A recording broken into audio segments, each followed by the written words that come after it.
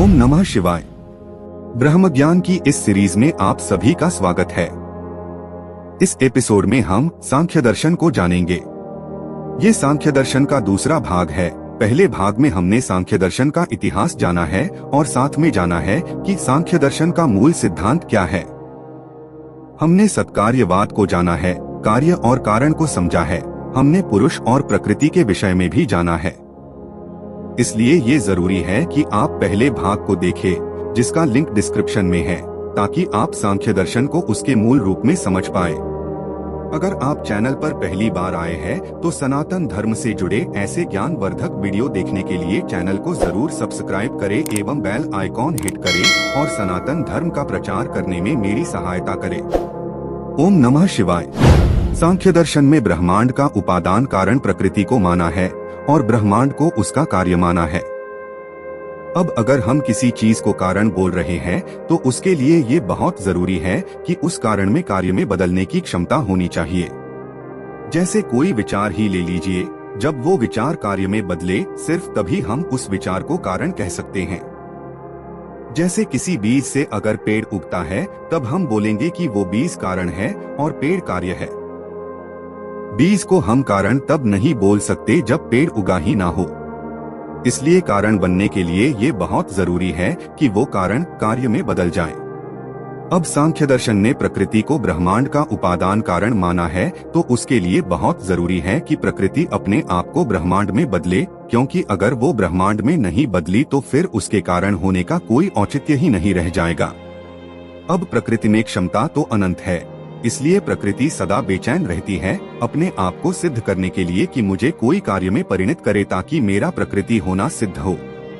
अब सांख्य दर्शन यहाँ से आगे बढ़ता है और समझाता है कि पुरुष जो है वो सिर्फ चेतना मात्र है, उसके अंदर कोई गुण नहीं है, अर्थात वो निर्गुण है। चेतना का अर्थ होता है अनुभव करना। अगर किसी चीज ने कुछ अनुभव ही ना किया हो तो फिर वो चेतना कैसी? सांख्य दर्शन ने पुरुष को चेतना माना है, और अगर वो निर्गुण है और उसने कुछ अनुभव भी नहीं किया है तो फिर कैसी चेतना? इसलिए पुरुष जो है, अगर उसे ये सिद्ध करना है कि वो चेतना है तो उसको कुछ अनुभव करना पड़ेगा। अब देखिए सांख्य दर्शन ने कितना खूबसूरत वातावरण बना दिया है कि प्रकृति बेचैन है अपने आप को कारण सिद्ध करने के लिए, और ये तभी होगा जब वो कार्य में परिवर्तित होगी। उसके साथ साथ पुरुष बेचैन है अपने आप को चेतना सिद्ध करने के लिए, और ये तभी सिद्ध होगा जब वो चेतना कुछ अनुभव करेगी। इस तरह पुरुष और प्रकृति एक साथ समीप आते हैं अपने अपने अस्तित्व को सिद्ध करने के लिए। सांख्य दर्शन कहता है कि पुरुष जो है वो अनेक होते हैं।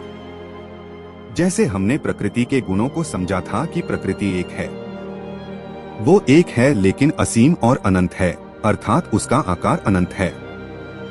वहीं पुरुष जो है वो अनेक है, अर्थात पुरुष संख्या में अनेक है। कहने का तात्पर्य ये है कि पुरुष संख्या में अनेक है, अर्थात उसकी संख्या अनंत है, और प्रकृति एक है लेकिन उसका आकार अनंत है। सांख्य दर्शन कहता है कि पुरुष अर्थात चेतना का काम है अनुभव करना, पुरुष और कुछ नहीं कर सकता। कपिल मुनि ने देखा कि इस समस्त संसार में ढेरों जीवात्माएं हैं जिनके अनुभव बहुत अलग अलग है। एक ही घटना होगी लेकिन अलग अलग जीवात्मा के लिए उस एक ही घटना के अलग अलग अनुभव होते हैं। कपिल मुनि ने इन अनुभवों के आधार पर बताया कि जब अनुभव इतने अलग अलग तरह के हैं तो पुरुष भी, जो कि एक चेतना है, जो एक अनुभव मात्र है, और इतने अलग अलग अनुभव होने की वजह से पुरुष भी अनेक तरह के हैं। इस बात को अच्छी तरह समझने के लिए मान लीजिए कि अगर आप एक भेड़िए के बच्चे को पालते हैं और बहुत अच्छे से उसका सेवा सत्कार करते हैं, तो जब वो भेड़िया बड़ा होगा और उसे जब मौका मिलेगा तब वो आपको मार देगा। वहीं अगर आप एक कुत्ते को पालते हैं और बहुत अच्छे से उसका सेवा सत्कार करते हैं तो वो आपको भगवान की तरह देखने लगता है, और वहीं अगर आप एक बिल्ली को पालते हैं और उसकी बहुत अच्छे से सेवा सत्कार करते हैं तो वो बिल्ली खुद को ही भगवान मान लेगी। तो ये जो फर्क है वो चेतना का फर्क है, और इसीलिए सांख्य दर्शन में कहा गया है कि चेतना अर्थात पुरुष अनेक है। अब आप सांख्य दर्शन की इस अवधारणा अर्थात इस सिद्धांत को समझ लीजिए कि सांख्य दर्शन में एक पुरुष है और एक प्रकृति है, जिनके समीप आने से पूरा ब्रह्मांड बनता है। प्रकृति असीम है क्योंकि इस ब्रह्मांड में ढेरों चीजें बन रही है, बिगड़ रही है और उसी में समा भी रही है। तो जिसमें ये सब हो रहा है उसका आकार भी असीम और अनंत ही होना चाहिए, तभी उसमें ये सब हो सकता है। इसीलिए प्रकृति का आकार अनंत माना गया है। वही पुरुष जो है अर्थात चेतना जो है, जैसे कि मेरी चेतना हुई, आपकी चेतना हुई, कुत्ते की चेतना हुई, बिल्ली की चेतना हुई, ये सभी चेतना बहुत अलग है क्योंकि वो एक ही चीज को अलग अलग दृष्टि से देखते हैं। इसीलिए पुरुष को अनेक माना गया है।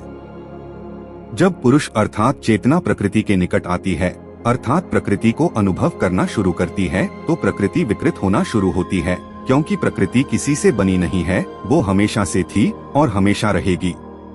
इस प्रकार प्रकृति से सबसे पहला तत्व बुद्धि बनता है, जिसे महत्व भी कहा जाता है। इस बात को समझाते हुए मेरे गुरुदेव कहते हैं कि ये प्रकृति का खेल है। प्रकृति ने चेतना को बुद्धि देकर फंसा दिया है। अभी चेतना से शरीर भी नहीं बना है। जब चेतना ने प्रकृति का पहला अनुभव किया तो सबसे पहले बुद्धि बनी और बुद्धि बनते ही चेतना फंस गई, क्योंकि अब उसके पास निर्णय करने की क्षमता आ गई, मतलब कि चेतना भ्रष्ट हुई। जैसे ही बुद्धि बनी तो चेतना ने और अनुभव करना चाहा, क्योंकि अब बुद्धि आ गई तो चेतना समझ रही है कि मुझे प्रकृति को और जानना है, तो तुरंत प्रकृति ने उसको दूसरा तत्व अहंकार दे दिया। अभी तक बुद्धि को लगता था कि वही सब कुछ है, लेकिन जैसे ही अहंकार आया वैसे ही मैं राम या श्याम बन गया। अब चेतना के लिए सब अलग अलग बन गया। अब चेतना के लिए ये कुत्ता हो गया, ये शेर हो गया, ये राम हो गया, ये श्याम हो गया। दूसरा तत्व अहंकार आने से चेतना ने अपना व्यक्तिगत रूप बना लिया। इस बात को समझाते हुए मेरे गुरुदेव कहते हैं कि है वत्स, ये सारा प्रकृति का खेल है। इस खेल को तुम समझते जाओ कि कैसे वो चेतना को अपने खेल में फंसा रही है, क्योंकि चेतना तो शुद्ध और सच्चित आनंद रूप थी और प्रकृति ने तो अभी अपना खेल शुरू ही किया है। प्रकृति ने सबसे पहले बुद्धि दी कि चेतना फंसी रहे, फिर अहंकार दिया कि तुम जान जाओ कि तुम क्या हो और अपने आप को अलग समझने लगो। जब तुम अपने आप की अलग पहचान बनाओगे तो तुम्हें अपना एक रूप चाहिए होगा।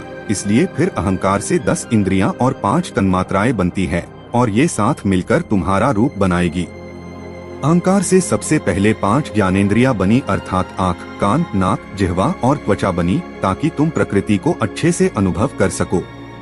प्रकृति कह रही है कि अभी तक तो तुम बुद्धि से ही समझ रहे थे, लेकिन अब मुझे अपनी आँखों से देखो, कानों से सुनो, नाक से सूंघो, जीभ से मेरा रसपान करो और त्वचा से मुझे स्पर्श करो।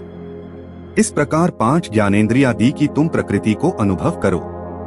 उसके बाद मानो प्रकृति चेतना को कह रही है कि मेरा खेल लंबा चलने वाला है, अभी तो तुम्हें अपने आप को कायम और सुरक्षित करना है। तो उसने 5 कर्मेंद्रियां भी दे दी। उसने तुम्हें हाथ दिए कि तुम उसे छू के देखो, फिर पैर दिए कि तुम चलो, फिर उपस्थ दिए कि जब तक प्रकृति का खेल चल रहा है तब तक तुम्हारा अस्तित्व बना रहे, कि तुम मर भी जाओ तो तुम्हारे बच्चे आ जाएं। गुदा दी और मुख दिया कि खाओ पियो निकालो और यहीं रहो।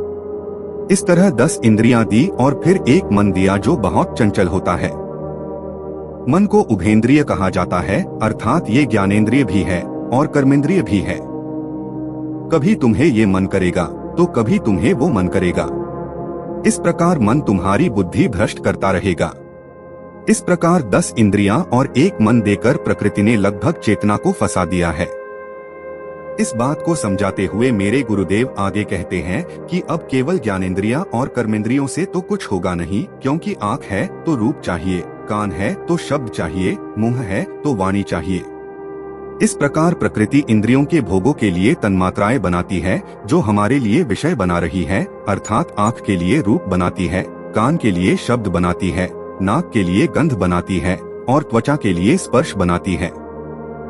फिर इन तन्मात्राओं से 5 महाभूत निकलते हैं, अर्थात पृथ्वी, जल, अग्नि, वायु और आकाश निकलते हैं और ये अंतिम तत्व है। इस प्रकार प्रकृति से बुद्धि, अहंकार, 10 इंद्रियां, एक मन, 5 तन्मात्रा और 5 महाभूत निकलते हैं। इसमें एक पुरुष और एक प्रकृति मिलाकर कुल 25 तत्वों का सांख्य दर्शन है। इन 25 तत्वों से प्रकृति चेतना को फंसा रही है और अपने आप को कार्य में परिवर्तित कर रही है। प्रकृति बस अपने आप को कारण सिद्ध कर रही है। प्रकृति ने इन 25 तत्वों से सभी जीवों की चेतना को अपना गुलाम बना लिया है और चेतना अपना मूल रूप भूल जाती है कि वो सच्चित आनंद स्वरूप है, कि वो केवल अनुभव कर सकती है। इस तरह चेतना अपने आप को प्रकृति का ही हिस्सा समझने लगती है और फिर हमें ये पूरा ब्रह्मांड प्रतीत होने लगता है। सांख्य दर्शन में दुख 3 प्रकार के बताए गए हैं। पहला दैहिक दुख अर्थात शारीरिक और मानसिक दुख, क्योंकि मस्तिष्क भी आपके शरीर का ही हिस्सा है। दूसरा दैविक दुख अर्थात आपने ऐसी जगह जन्म ले लिया जहाँ पे गरीबी हो या फिर अभाव हो, मतलब कि आपके भाग्यवश आपको जो दुख मिलते हैं वो दैविक दुख होते हैं। तीसरा प्राकृतिक दुख अर्थात भूकंप, बाढ़, सुनामी जैसी प्राकृतिक आपदा से जो दुख होते हैं उसे प्राकृतिक दुख कहा जाता है। अब कपिल मुनि कहते हैं कि चेतना से ज्यादा शुद्ध चीज कोई है ही नहीं, लेकिन प्रकृति में फंसी हुई चेतना अब अपने आप को प्रकृति का हिस्सा ही समझ बैठती है। वास्तविकता में चेतना फंसी हुई नहीं है, बस उसे ये आभास हो रहा है। वैसे तो चेतना चिदानंद रूप है, लेकिन प्रकृति को अनुभव करने से वो अपना मूल स्वरूप ही भूल बैठती है और सांख्य दर्शन के अनुसार यही हमारे दुखों का मूल कारण है। यहाँ से सांख्य दर्शन कहता है कि अगर मनुष्य को अपने दुखों का निवारण करना है तो जिस क्रम से हमारी चेतना प्रकृति में फंसी है उसी क्रम से हमें चेतना को वापस निकालना होगा। इस बात को समझाते हुए मेरे गुरुदेव कहते हैं कि अब तुम्हें ये पता चल गया कि दुख कितने प्रकार के और क्यों होते हैं, लेकिन इन दुखों का निवारण करने के लिए तुम्हें नीचे से शुरुआत करनी पड़ेगी, अर्थात 5 महाभूतों से अपनी चेतना को मुक्त करना होगा। मतलब कि तुम्हें हर क्षण ये याद रखना होगा कि तुम सिर्फ 5 महाभूतों से बने ये भौतिक शरीर मात्र नहीं हो, तुम शुद्ध चेतना हो।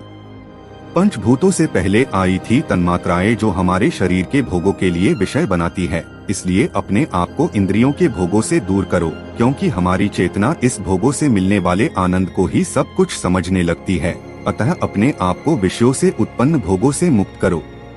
ऐसा करने के बाद अपनी इंद्रियों और मन को उस सच्चिदानंद स्वरूप में स्थिर करो। तुम जब इतना कर लोगे तो बचेगा अहंकार और बुद्धि। अहंकार अर्थात पहचान, और यही सब दुखों की जड़ है, क्योंकि हमने ही हमारी चेतना की गलत पहचान को सही मान लिया है, जिसके कारण हम पूरी जिंदगी राम या श्याम, पुरुष या स्त्री, ये या फिर वो बने रहते हैं। उस परमात्मा के अंश होने के बावजूद हम अपने आप को पूरी जिंदगी बस धोखे में रखते हैं। अपने अहंकार से चेतना को मुक्त करने के बाद बचेगी केवल बुद्धि।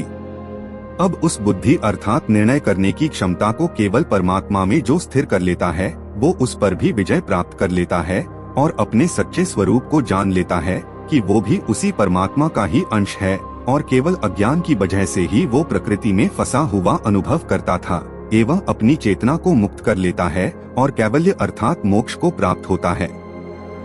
ओम नमः शिवाय।